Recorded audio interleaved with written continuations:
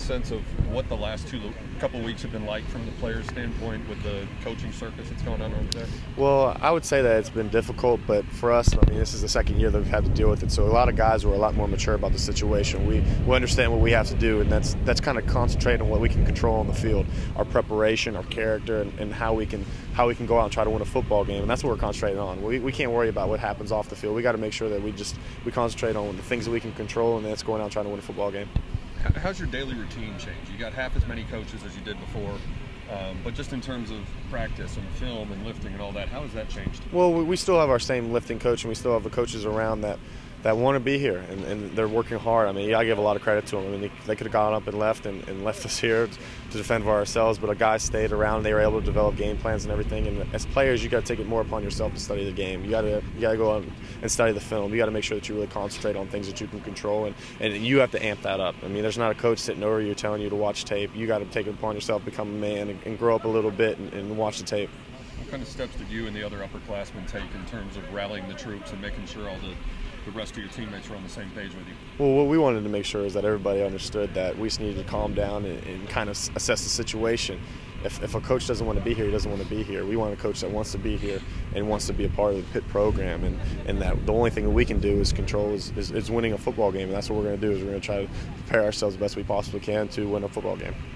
Got a terrific running back who went down with an injury, even with 4 games left in the year. Still made first team all conference.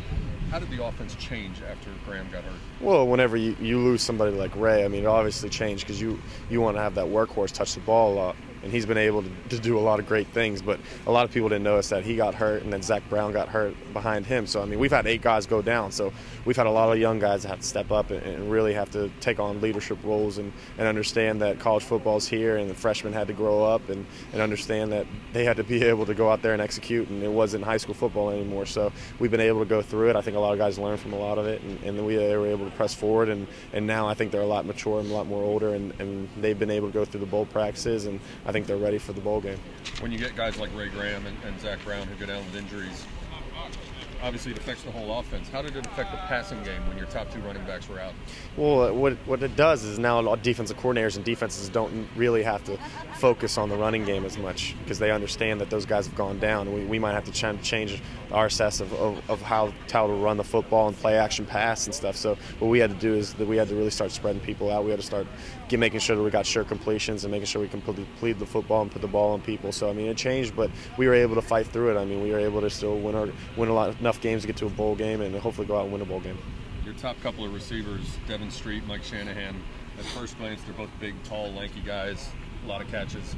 How different are they in terms of their style and the way you use them?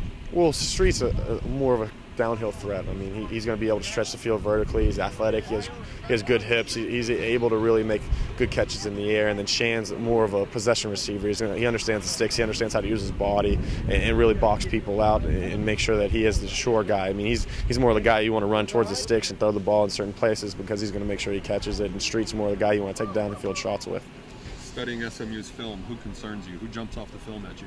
I think their outside linebacker is a real good player. I think his number 56. They like to bring him a lot. I think he's a good player. I mean, their front seven's real big. You can definitely see that they have a lot of size and a lot of strength. So we got to make sure that we try to block them up. But I mean, a lot of people have had troubles with them. So we're going to do the best we possibly can to try to block them up and try to get some running lanes and make sure we have enough time to throw the football.